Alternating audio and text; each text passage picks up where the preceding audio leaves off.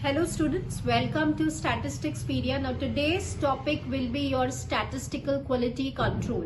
So this is a theoretical topic and sometimes इस पे जो आपके questions हैं theory plus control limits पर questions frame होते हैं. So सबसे पहले हम हमेशा की तरह chapter revise करेंगे कि SQC क्या होता है and then we'll start with the numerical section. Then देखिए SQC क्या होता है, इसका फुल फॉर्म हमें पता है, स्टैटिस्टिकल क्वालिटी कंट्रोल. तो बेसिकली क्या होता है, किसी भी प्रोडक्शन या मैन्युफैक्चरिंग कंपनी की जब हम बात करते हैं तो जो भी प्रोडक्ट्स मैन्युफैक्चर होते हैं उसकी क्वालिटी को असेस करने के लिए, उसकी क्वालिटी को फाइंड आउट करने के लिए, चेक करने के लिए हम डिफरेंट मेथड्स या टेक्नोलॉजीज जो है स्टैटिस्टिकल मेथड्स उन्हें अप्लाई करते हैं, जिससे हम ये देखते हैं कि जो भी प्रोडक्ट बन रहा है, प्रोड्यूस हो रहा है, क्या वो प्रोडक्ट क्वालिटी प्रोडक्ट है या नहीं.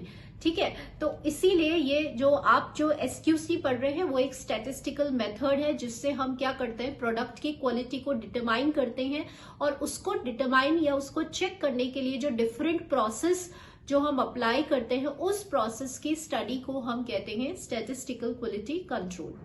सबसे पहले आपको ये बहुत अच्छे से समझने के लिए कुछ टर्म्स को समझना होगा. जैसे टर्म्स मतलब क्या, कि क्वालिटी क्या होता है, क्वालिटी कंट्रोल क्या होता है, SQC क्या होता है. ठीक है, तो क्वालिटी मतलब बहुत सिंपल सी टर्म्स में कि क्या होता है, देखिए प्रोड्यूसर जो है ना वो कुछ स्पेसिफिकेशन सेट करता है. स्पेसिफिकेशंस मतलब क्या होता है कि प्रोडक्ट जो है वो कैसा होना चाहिए, कैसा बनना चाहिए. उसके लिए कुछ लिमिट सेट करी जाती है कि प्रोडक्ट दिखने में कैसा होना चाहिए, उसकी ड्यूरेबिलिटी क्या होनी चाहिए, उसका लाइफ टाइम क्या होना चाहिए, उसकी रिलायबिलिटी क्या होनी चाहिए, रॉ मटेरियल्स क्या यूज होने चाहिए. तो इन्हें हम कहते हैं स्पेसिफिकेशंस. अगर प्रोडक्ट उन स्पेसिफिकेशंस को सेटिस्फाई कर रहा है, उसके जैसे बन रहा है, तो फिर हम उस प्रोडक्ट को कहते हैं क्वालिटी प्रोडक्ट. और अगर उसके जैसा नहीं है तो हम उसे कहते हैं it is not a quality product और it is a bad product. Now what do you mean by quality control? देखिए क्वालिटी कंट्रोल एक प्रोडक्टिविटी टेक्निक होती है जो हम क्या करते हैं, कुछ स्ट्रैटेजिक पॉइंट्स पे हम बार बार जब प्रोडक्ट बन रहा होता है तो उसकी क्वालिटी को चेक करते हैं. ठीक है, मेजरमेंट्स लेते हैं और फिर हम मेजरमेंट्स लेकर के हम चेक करते हैं कि वो स्पेसिफिकेशंस को सेटिस्फाई कर रहा है या नहीं.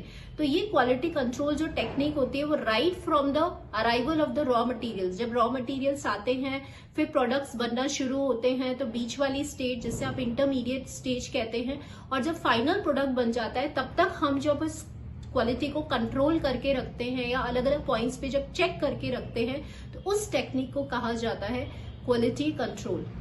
क्वालिटी कंट्रोल जो होते हैं उसको हम बोलते हैं 4M. तो ये आपको याद होना चाहिए. 4M मतलब क्वालिटी कंट्रोल आप किस किस पे लगाते हो. एक तो रॉ मटेरियल्स की, मटेरियल की क्वालिटी अच्छी होनी चाहिए, अगर अच्छी होगी तभी आपका जो एंड प्रोडक्ट है वो भी अच्छा होगा. ठीक है, देन मशीन्स की क्वालिटी, आपके पास जो इक्विपमेंट्स, जो मशीन्स हैं वो वेल इक्विप्ड होने चाहिए उनकी, क्योंकि जितने ज्यादा मशीन्स अच्छे होंगे उतनी ज्यादा एफिशिएंसी से काम होगा और वेस्टेज कम होगा. मैन पावर, लेबर जो आप जो उस प्रोसेस में है प्रोडक्शन के अंदर, वो लेबर या वो मैन पावर जो है वो ट्रेन्ड होने चाहिए, स्किल्ड होने चाहिए, उनको सारी टेक्निक्स का पता होना चाहिए, एज वेल एज मैनेजमेंट. तो इन्हें 4Ms कहते हैं. तो ये भी क्वेश्चन आता है कि क्वालिटी कंट्रोल को और क्या कहा जाता है. It is based on 4Ms कि मशीन्स, मटीरियल्स, मैन पावर और मैनेजमेंट, सारी चीजों पे हमें कंट्रोल रखना है, उसको जो है वो मैनेज रखना है. ठीक है, तभी हमारा जो प्रोडक्ट है वो एक अच्छा प्रोडक्ट बन करके प्रोड्यूस होगा. लास्ट टर्म है आपका SQC. SQC मतलब क्या होता है कि जब आप क्वालिटी को कंट्रोल कर रहे हैं with the help of the statistical methods and statistical tools, तो वो जो प्रोसेस होता है, entire process, that is known as an SQC. अब बहुत सारे स्टूडेंट्स को नहीं पता कि ये जो टेक्निक है वो किसने दिया है, और ये सबसे फ्रीक्वेंटली आस्क्ड क्वेश्चन होता है कि SQC टेक्निक किसने दिया है. तो W.A. Shewhart. अब कई बार W.A. Shewhart को वॉल्टर श्यूआर्ट भी बोलते हैं, जो इनका फुल नेम है, तो ये भी हमें पता होना चाहिए. इस SQC के दो डिविजन्स होते हैं, एक होता है प्रोसेस कंट्रोल और एक होता है प्रोडक्ट कंट्रोल.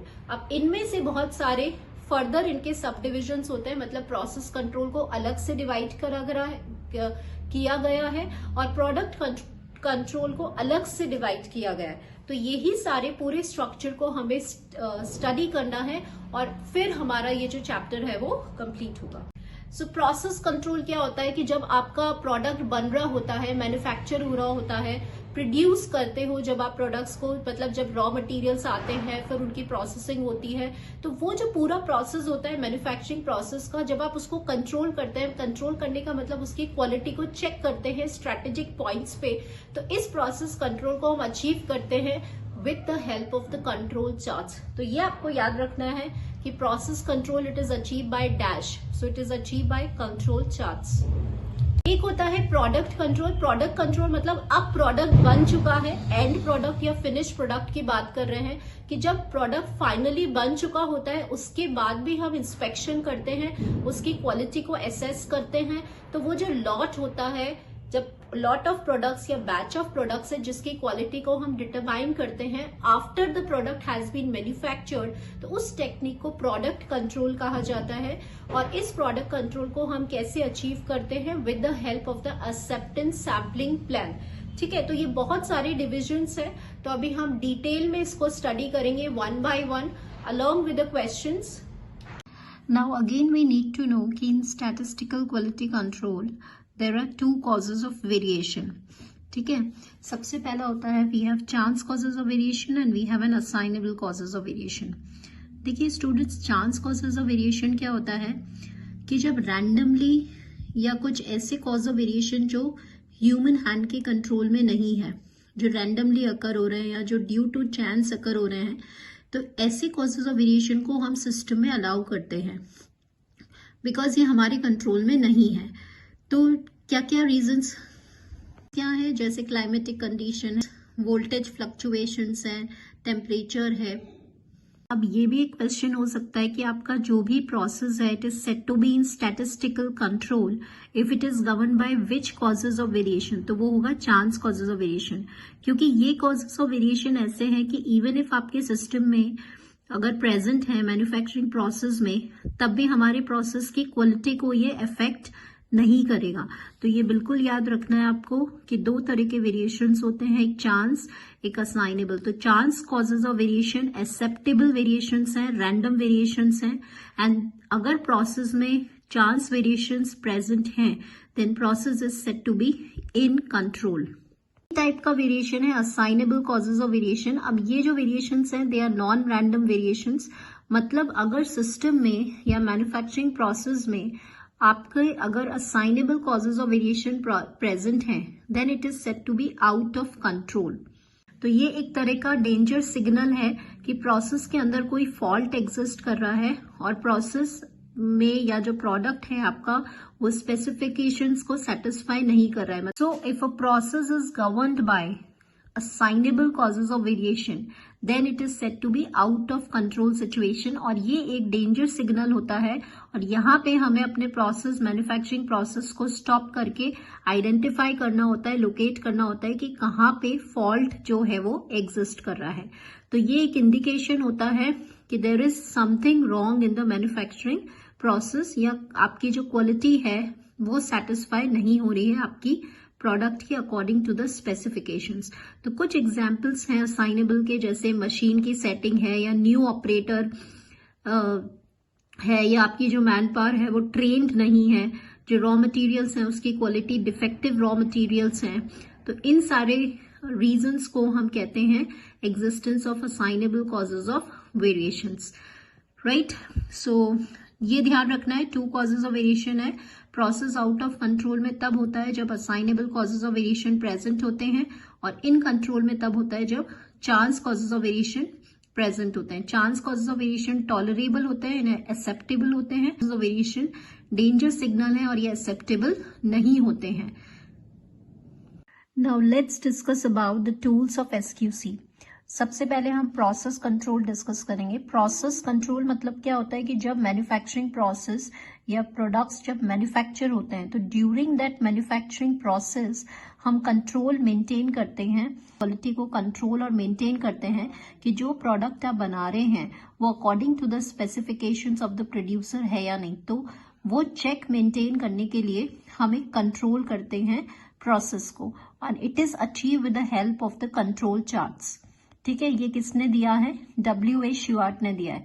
तो let's talk about control charts now.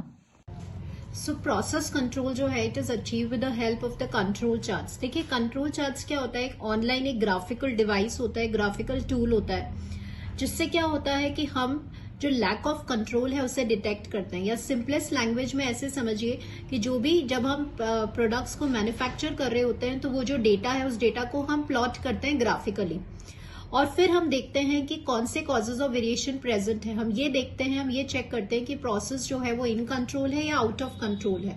तो कंट्रोल चार्ट्स जो है वो ग्राफिकल डिवाइस हैं जो प्रोसेस कंट्रोल के लिए यूज किए जाते हैं, और जिसकी हेल्प से हम डिटेक्ट करते हैं कि जो कॉजेज ऑफ वेरिएशन है कि कौन से प्रेजेंट है, या हम चेक करते हैं कि हमारा जो प्रोसेस है वो इन कंट्रोल है या आउट ऑफ कंट्रोल है। सो कंट्रोल चार्ट्स का जो सेंट्रल आइडिया है स्टूडेंट्स वो क्या है, ये भी आपको याद रखना है। ये छोटे छोटे पॉइंट्स मैं बता रही हूँ जो आपको याद रखना है। कंट्रोल चार्ट्स जो है it is based on the theory of sampling and probability. ठीक है, सैम्पलिंग और प्रोबेबिलिटी पर ये बेस्ड है, और इसकी हेल्प से हम कौन से कॉजेज ऑफ वेरिएशन को डिटेक्ट करते हैं, असाइनेबल कॉजेज ऑफ वेरिएशन। इसका रोल क्या है, देखना कि मैन्युफैक्चरिंग प्रोसेस जो है उसका स्टेट कैसा है, मतलब वो आउट ऑफ कंट्रोल है या इन कंट्रोल है, और कैसे हम आइडेंटिफाई करते हैं कि प्रोसेस आउट ऑफ कंट्रोल है या इन कंट्रोल है, ये भी हम आगे देखेंगे। अब हम एक बार देख लेते हैं कि कंट्रोल चार्ट में क्या क्या एलिमेंट्स होते हैं, मतलब कंस्ट्रक्ट करने के लिए क्या क्या जरूरतें होती है। तो सबसे पहले देखो क्या होता है कि जो एक्स एक्सिस है उस पे हम अपने जो सैंपल्स हम ले रहे हैं उनको प्लॉट करते हैं। वाई एक्सिस पे जो भी आपका स्टैटिस्टिक है, जैसे मीन चार्ट है, रेंज चार्ट है, सिग्मा चार्ट है, तो वो वेरिएबल्स या एट्रीब्यूट्स हम वाई एक्सिस पे लेते हैं। ठीक है, अब इसमें 3 लाइंस होती हैं, ये आपको जानना बहुत जरूरी है। एक होती है सेंट्रल लाइन। सेंट्रल लाइन हमेशा डार्क लाइन से प्लॉटेड होती है, और ये एवरेज बताती है कि ऑन एन एवरेज हमारा जो प्रोसेस का जो स्टैंडर्ड है उसको रिप्रेजेंट करती है। और जो यूसीएल होता है उसे हम कहते हैं अपर कंट्रोल लिमिट, और एलसीएल जो होता है उसे हम कहते हैं लोअर कंट्रोल लिमिट। तो यूसीएल और एलसीएल को डॉटेड लाइन से रिप्रेजेंट किया जाता है, और डिस्टेंस जो होता है सेंट्रल लाइन यूसीएल का और सेंट्रल लाइन एलसीएल का वो 3 सिग्मा होता है। ठीक है, तो यूसीएल का फॉर्मूला क्या हो जाएगा, म्यू प्लस 3 सिग्मा, और एलसीएल क्योंकि वो लोअर है तो म्यू माइनस 3 सिग्मा। और सेंट्रल लाइन क्या होता है, म्यू होता है। सेंट्रल मतलब एवरेज, एवरेज मतलब म्यू।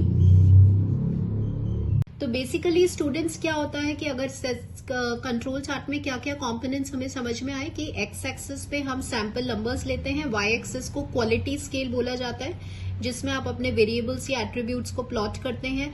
फिर जो भी डेटा आता है उन डेटा को हम प्लॉट करते हैं इनके अंदर कंट्रोल चार्ट में, और फिर हम देखते हैं कि भाई जो आपका जो प्रोसेस है वो आउट ऑफ कंट्रोल है या इन कंट्रोल है। ठीक है, तो इसमें 2 इंटरप्रिटेशन होते हैं कि अगर आपके सारे points inside the control limits हैं, मतलब कंट्रोल चार्ट में एलसीएल और यूसीएल के अंदर अगर सारे पॉइंट्स आ रहे हैं तो प्रोसेस जो है वो इन कंट्रोल है, मतलब आपने जो प्रोडक्ट मैन्युफैक्चर किया है वो क्वालिटी प्रोडक्ट है, वो अकॉर्डिंग टू द स्पेसिफिकेशंस है। लेकिन अगर आपका कोई भी पॉइंट बाहर जा रहा है कंट्रोल लिमिट के, तो फिर जो प्रोसेस है उसमें वो आउट ऑफ कंट्रोल स्टेट में है, और उसमें कौन से कॉजेज ऑफ वेरिएशन है, असाइनेबल कॉजेज ऑफ वेरिएशन है। तो ये एक इंडिकेशन होता है कि हमें अपने प्रोसेस को स्टॉप करके आइडेंटिफाई करना है कि जो फॉल्ट्स हैं या प्रोसेस में जो भी कमी आ रही है उसको हमें लोकेट करना है। कई बार एक बहुत ही शॉर्ट क्वेश्चन आता है कि मैंने आपको बोला कि जो डिस्टेंस है सेंट्रल लाइन का यूसीएल और एलसीएल से वो 3 सिग्मा है। Mu plus 3 sigma, mu minus 3 sigma अपना एलसीएल एंड यूसीएल होता है। तो 3 सिग्मा ही क्यों लेते हैं हम, यहाँ पे 2 सिग्मा 1 सिग्मा क्यों नहीं लेते, why the distance is 3 sigma. तो ये रीजन आपको पता होना चाहिए। अगर आपने नॉर्मल डिस्ट्रीब्यूशन बहुत अच्छे से पढ़ा है और आपको अगर नॉर्मल प्रॉपर्टी या एरिया प्रॉपर्टी पता है तो आपको पता है कि जब एक्स लाई करता है म्यू माइनस 3 सिग्मा और म्यू प्लस 3 सिग्मा में, तो जो मैक्सिमम ऑब्जर्वेशंस वो लेता है वो 99.73% ऑब्जर्वेशंस लेता है। तो इसी रीजन से जो एलसीएल और यूसीएल है वो म्यू माइनस 3 सिग्मा है और म्यू प्लस 3 सिग्मा है, due to the area property of the normal distribution. एक होता है आपका कंट्रोल चार्ट फॉर वेरिएबल्स, एक होता है आपका control chart for attributes. Variables मतलब क्या होता है कि वो क्वालिटी कैरेक्टरिस्टिक जिसे आप इजीली मेजर कर सकते हैं, जैसे कि हाइट है, वेट है, तो ये नंबर्स में आ जाता है, इन्हें आप मेजर कर सकते हैं। कौन कौन से चार्ट्स आते हैं कंट्रोल चार्ट फॉर वेरिएबल्स, ये भी आपका ऑब्जेक्टिव क्वेश्चन बनता है, जैसे मीन चार्ट जिसे आप एक्स बार कहते हैं, रेंज चार्ट जिसे आप आर चार्ट कहते हैं, एंड स्टैंडर्ड डिविएशन चार्ट जिसे हम सिग्मा चार्ट कहते हैं. So these 3 charts they comes under the head of the control chart for variables. फिर students we have an control chart for attributes. Attributes मतलब कि वो क्वालिटी कैरेक्टरिस्टिक जिसे हम नंबर्स में एक्सप्रेस नहीं कर सकते, जिसे हम सिर्फ ये मार्क कर सकते हैं कि वो जो प्रोडक्ट है वो डिफेक्टिव है या non defective, that is known as an attribute. जैसे कलर है, जेंडर है, ऑनेस्टी है, ब्यूटी है. तो अब हमें क्या करना है, कंट्रोल चार्ट फॉर एट्रीब्यूट्स में कौन कौन से चार्ट्स आते हैं. Now this you have to remember, ये याद होना चाहिए. P chart, now P chart क्या होता है, control chart for fraction defective. NP chart, control chart for actual number of defectives, और C chart that is control chart for defects. तो आगे जाके मैं आपको ये भी समझाऊंगी कि what is the difference between defective and defect. तो अभी हमने 2 चीजें मोस्ट इंपॉर्टेंट याद करी है, कंट्रोल चार्ट फॉर वेरिएबल्स में mean chart, range chart and sigma chart, control chart for attributes में P chart, NP chart and C chart. Now students we first let me explain you कि जब हम mean chart study करते हैं तो control limits हमें याद होना जरूरी होती है, क्योंकि यूजुअली क्वेश्चंस उसी पर बेस्ड होता है. So how to remember the control limits मैं आपको यहाँ पे एक्सप्लेन कर रही हूँ. देखिए सबसे पहले सपोज अगर हमारे पास कोई के सैंपल्स हैं 1 से लेकर के तक, इसमें हमें पता है कि कंट्रोल चार्ट या मीन चार्ट में एक अजम्पशन होता है कि हर सैंपल में जो नंबर ऑफ यूनिट्स हैं वो कितनी होंगी, n होंगी. तो sample size must be constant for each sample. तो ये भी हमें याद होना चाहिए, क्योंकि कई बार क्वेश्चन आ जाता है which of the following statement is correct. तो सैंपल साइज जो है हर सैंपल का वो कांस्टेंट होना चाहिए, और वो हमने n लिया. अब यहाँ पे जो i है, i रन करेगा 1 से k जितने भी आप सैंपल्स ले रहे हैं, और j जो है वो रन करेगा 1 से n जिसे हम कहते हैं सैंपल साइज. तो अभी मैं आपको एक्सप्लेन करूंगी कि how to find the control limits. तो सबसे पहले क्या होगा, यहाँ पे जो xi है हर सैंपल का अपना मीन होगा, जैसे x1 bar, x2 bar, xk bar and so on. So what will be the formula for that, 1/n summing over j 1 से n इनटू xij. ये हमारा फॉर्मूला हो गया. एंड और फिर हम अगर इफ आई आस्क यू कि चलो पूल्ड मीन बताओ या ग्रैंड मीन बताओ, तो इस सारे सैंपल के जितने भी मीन है उनको आप क्या कर देंगे, ऐड कर देंगे डिवाइडेड बाय k. ध्यान रखिएगा total number of samples k हैं.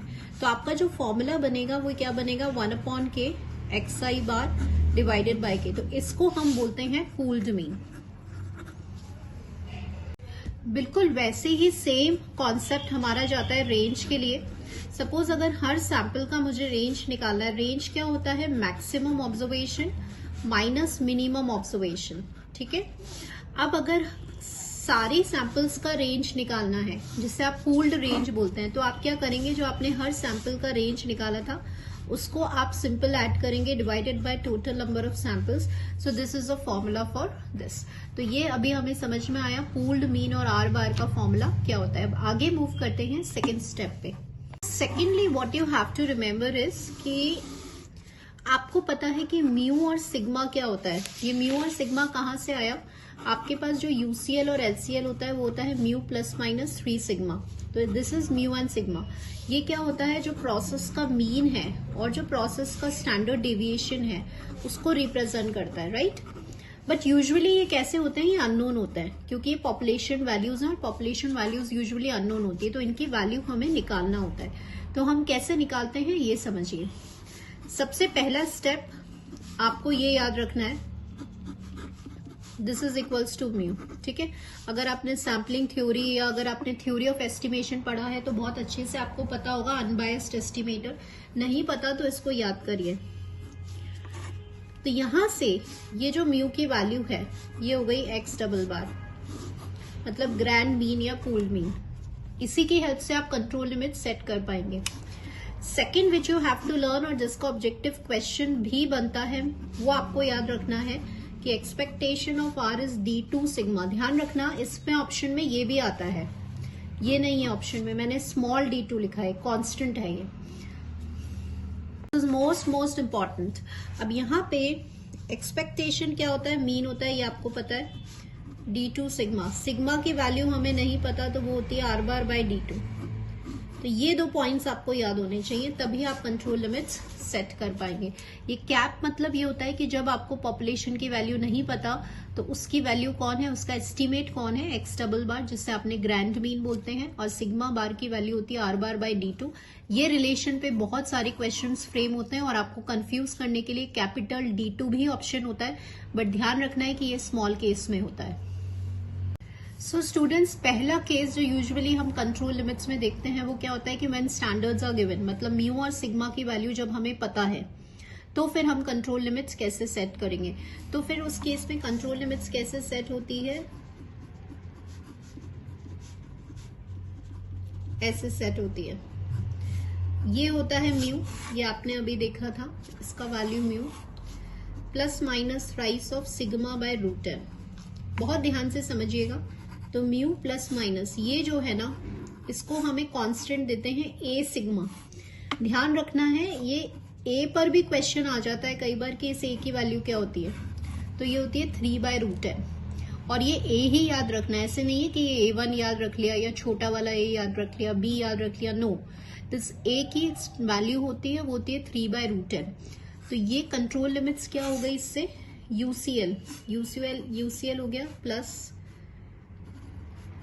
ए सिग्मा, सेंट्रल लाइन हो गया आपका, सेंट्रल लाइन हमेशा म्यू ही रहेगा, और म्यू माइनस ए सिग्मा हो गया आपका एलसीएल। तो ऐसे कंट्रोल लिमिट्स सेट होती है। But students, right now I told you कि ये जो वैल्यूज होती है ना, ये पॉपुलेशन वैल्यूज होती है, इन्हें पॉपुलेशन पैरामीटर्स बोलते हैं। आपने ये इन्फ्रेंस में पढ़ा होगा। पॉपुलेशन पैरामीटर्स की वैल्यू हमें नहीं पता होती, अगर नहीं पता होती तो हम किसकी वैल्यू यूज करते हैं, ये वाली।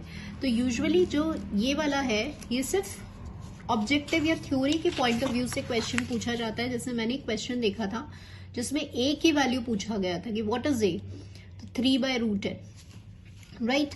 सो here what I am saying is कि केस 2 में क्या होता है, स्टैंडर्ड्स आर नॉट गिवन, मतलब जब म्यू और सिग्मा की वैल्यू नहीं गिवन है तो हम कंट्रोल लिमिट्स कैसे निकालेंगे, लेट्स फाइंड इट आउट।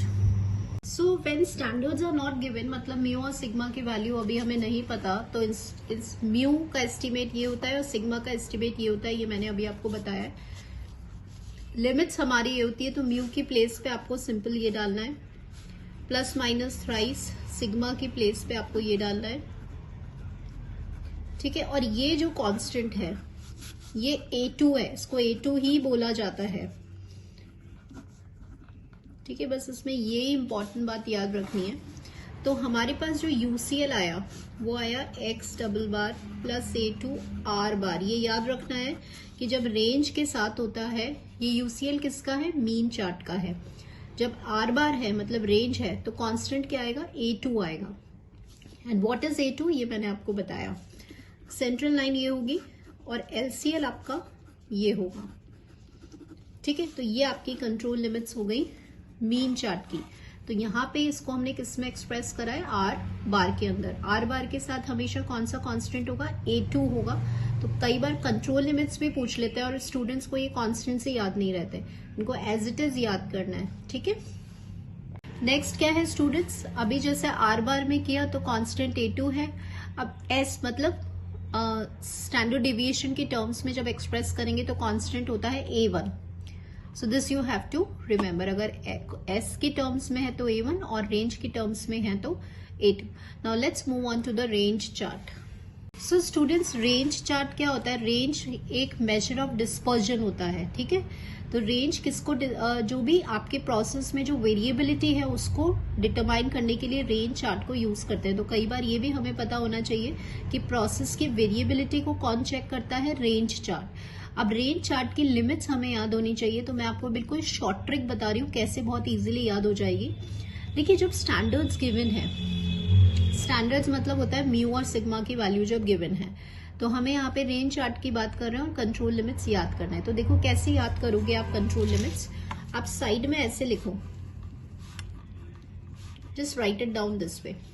ये वाला जो है D1 D2, ये तो जब स्टैंडर्ड्स गिवन होंगे, देखो कैसे बन रहा है, छोटा वाला मतलब लोअर, तो LCL हो गया D1 सिग्मा और UCL हो गया D2 सिग्मा, ये कब की बात है? जब सिग्मा पता है मतलब जब स्टैंडर्ड्स पता है। अगर स्टैंडर्ड्स नहीं पता तो फिर कैसे याद करोगे? ये वाला याद करेंगे तब आप। छोटा वाला कौन है? D3। तो LCL क्या हो गया? D3 R बार। ये हमेशा R बार रहेगा सेंट्रल लाइन। और UCL कैसे करोगे? ये बड़ा वाला है तो ये हो गया D4 R बार। ठीक है, तो ये मैंने आपको ट्रिक इसलिए बताई है कि कॉन्स्टेंट्स याद करने के लिए।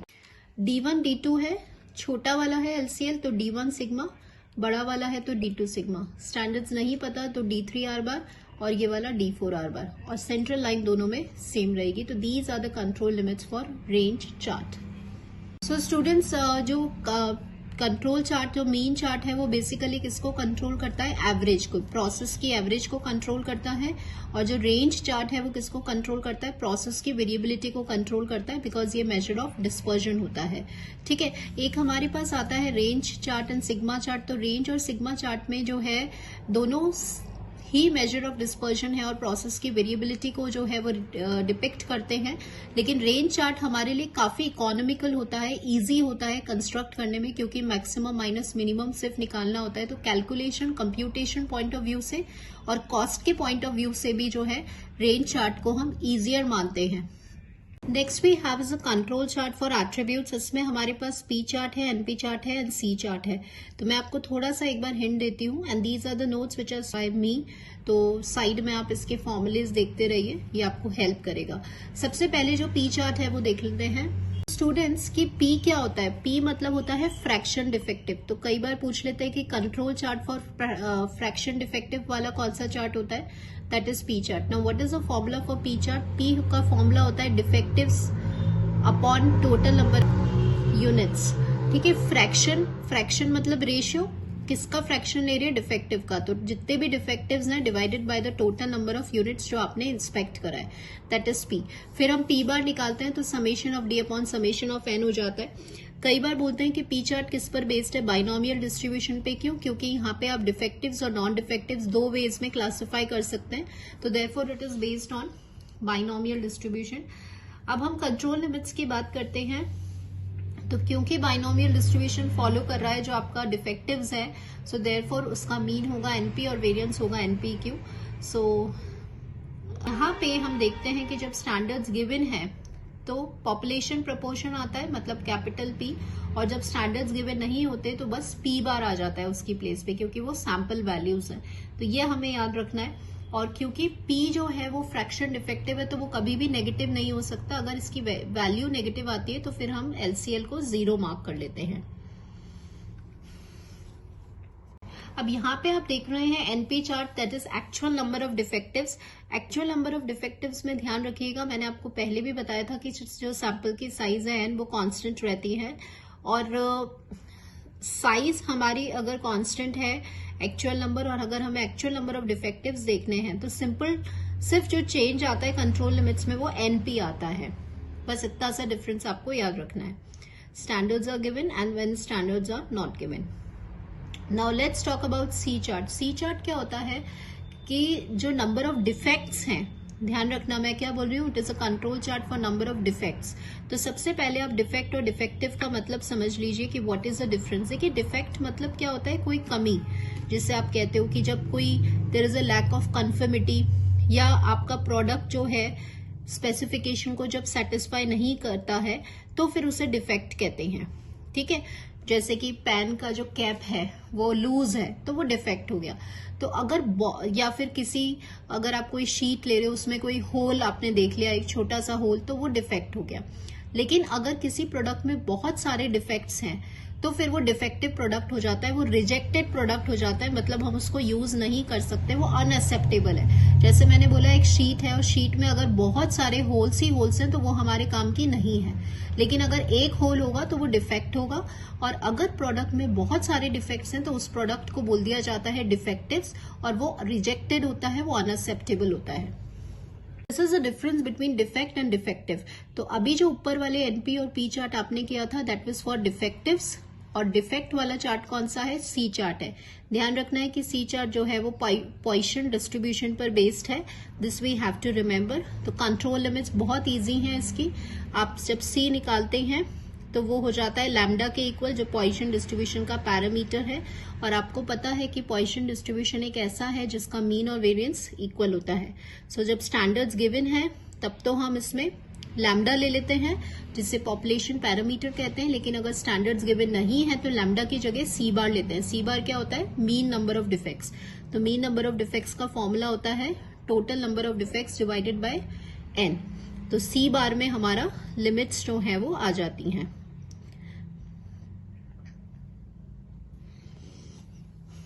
सो स्टूडेंट्स, नाउ नेक्स्ट जो स्टेज होता है वो आपका प्रोडक्ट कंट्रोल होता है।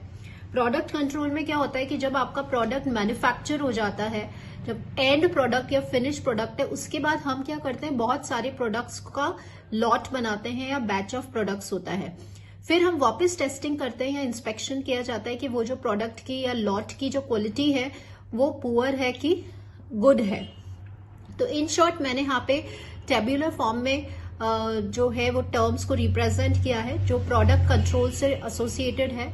तो after the product has been manufactured हम एक्सेप्टेंस सैम्पलिंग प्लान की हेल्प से डिटरमाइन करते हैं कि जो लॉट की क्वालिटी है वो बैड है या गुड है ना। तो इन शॉर्ट जो टर्म्स हमें याद होनी चाहिए वो मैंने यहाँ पर टेबल में रिप्रेजेंट कर दिया है कि lot is accepted, lot is rejected, good lot and bad lot. तो अब आपको ये याद रखना है, इसे हम कहते हैं गुड लॉट को AQL कहा जाता है।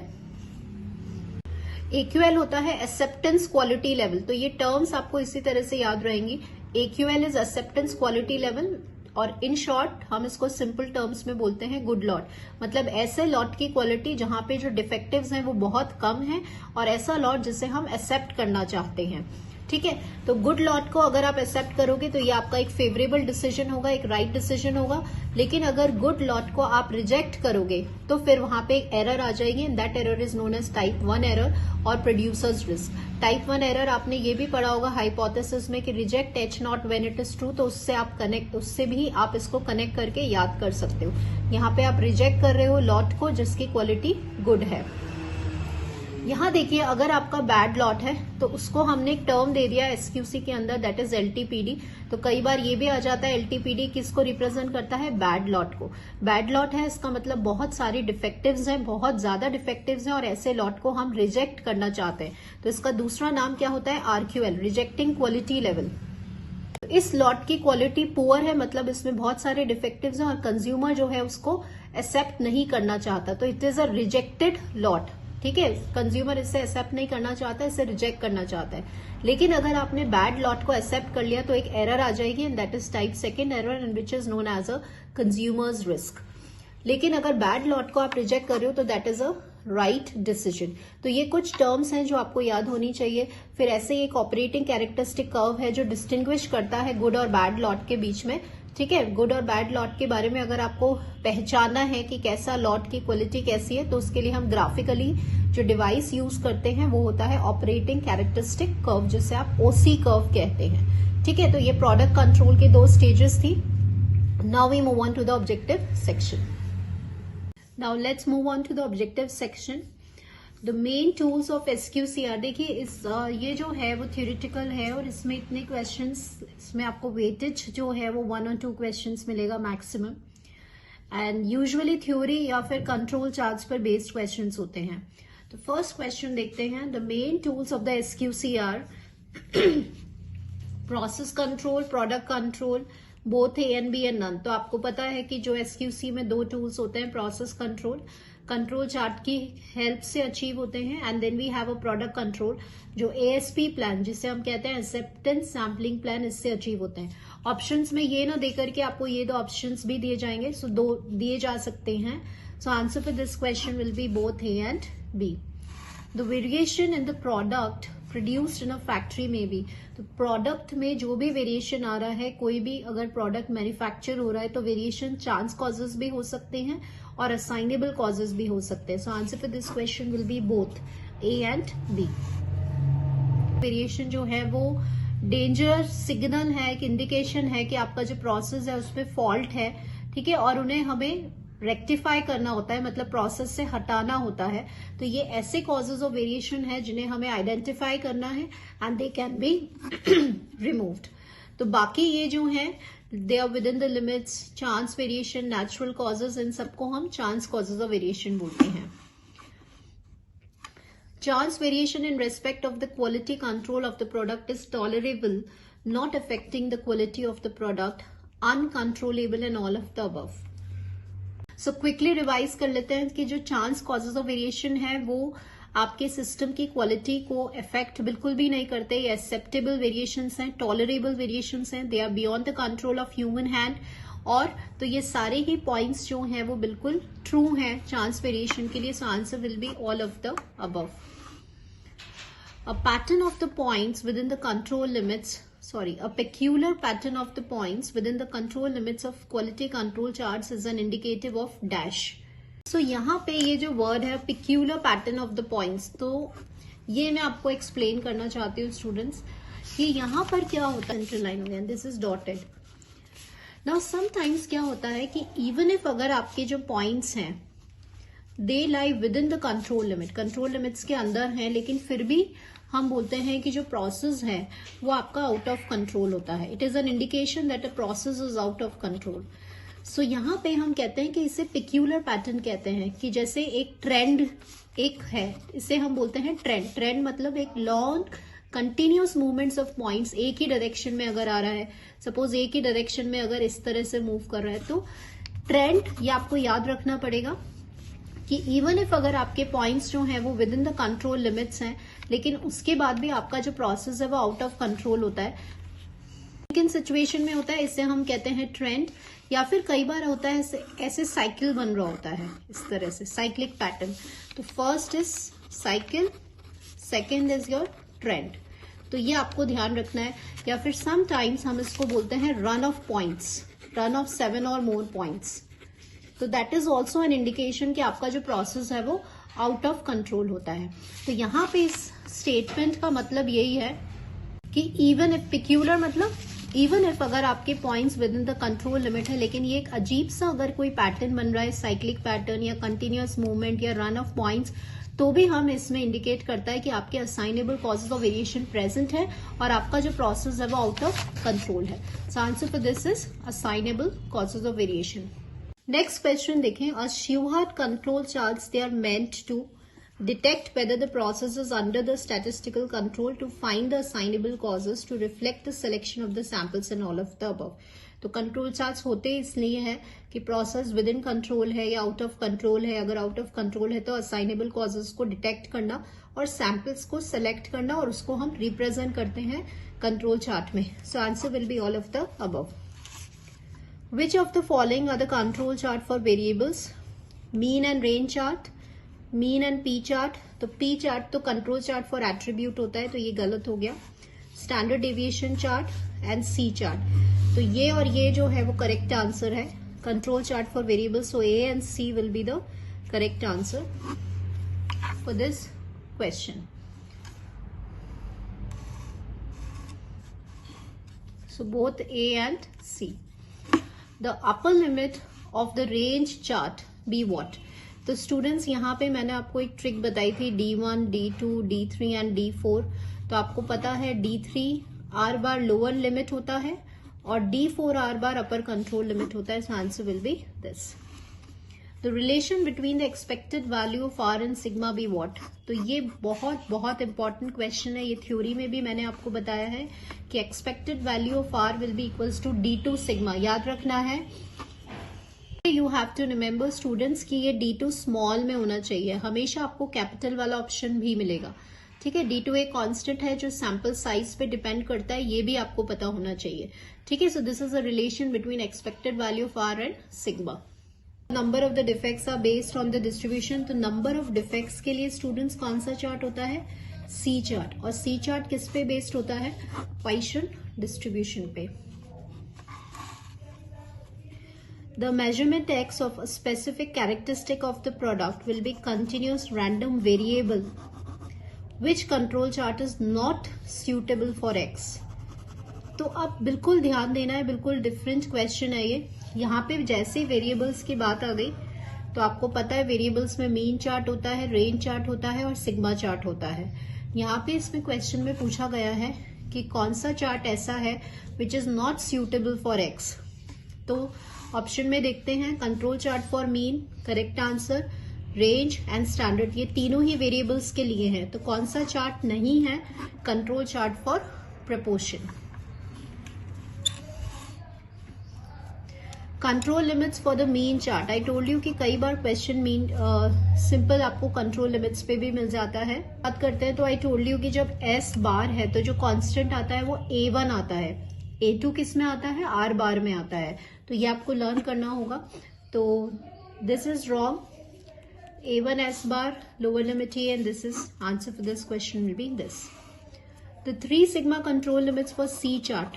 तो C chart होता है Poisson distribution, तो इसकी जो सेंट्रल लाइन है वो C बार होता है। अब यहाँ पे थोड़ा सा आपको ध्यान रखना होगा स्टूडेंट्स, अंडर रूट में पूरा भी है, तो कई बार हम गलती से जल्दी जल्दी में S को मार्क कर आते हैं, बट आंसर जो है वो आपका ये वाला होगा। The correct answer will be this. इस वाले ऑप्शन में स्टूडेंट मैंने एक थोड़ा सा ये यहाँ पे रूट था तो वो रूट हटाया है, तो वो आपको देखना है। C bar plus 3 root C bar है और C बार माइनस 3 रूट C बार है और सेंट्रल लाइन आपका C बार हो गया। Inspection by attributes over inspection by variable requires less time, less skill, less calculations and all of above. तो आपको पता है कि वेरिएबल और कंट्रोल, जब हम एट्रीब्यूट्स की बात करते हैं कंट्रोल चार्ट्स में, तो वेरिएबल्स में क्या होता है, मेजरमेंट्स और कैलकुलेशंस बहुत ज्यादा होती हैं एज कंपेयर टू एट्रीब्यूट्स। तो एट्रीब्यूट्स में टाइम भी कम लगता है, कैलकुलेशन भी कम है, स्किल भी कम है और कॉस्ट इफेक्टिव भी होता है। So answer for this question will be all of the above. Next देखिए, the probability of accepting a lot with a fraction defective PT is known as what. तो स्टूडेंट्स हमारे पास देखिए 2 टाइप की errors होती है, एक टाइप 1 होती है और एक टाइप 2 होती है। तो बिल्कुल ये आपको याद रखना है कि क्या होता है, reject when the product is good. ठीक है, हमें एक ही याद रखना है, we have to remember one only. जब अच्छा प्रोडक्ट है, क्वालिटी प्रोडक्ट है, उसको आप रिजेक्ट कर रहे हो तो उसे टाइप 1 एरर कहते हैं और SQC में उसे प्रोड्यूसर्स रिस्क कहते हैं। इसी का जब उल्टा होगा, that is except when the product is bad.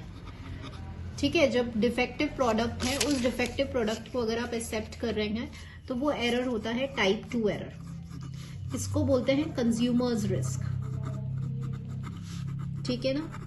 अब क्या होता है कि जब मैंने इसको डिफेक्टिव या बैड प्रोडक्ट बोला तो इसको ये भी बोलते हैं lot with a fraction defective PT. कई बार इसको LTPD भी बोलते हैं। LTPD होता है PT, मतलब ऐसा लॉट जिसमें बहुत सारे डिफेक्टिव्स हैं, जिसकी क्वालिटी पुअर है।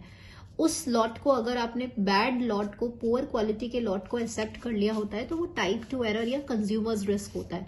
तो यहाँ पे आपको ये टर्म याद रखना है, दैट इज LTPD। इसे हम बोलते हैं लॉट टॉलरेंस परसेंट डिफेक्टिव, जिसमें बहुत सारे डिफेक्टिव्स हैं और जो बैड लॉट है। ठीक है, ऐसे लॉट को अगर आप एक्सेप्ट कर रहे हो तो जो एरर होती है that is known as your consumer's risk.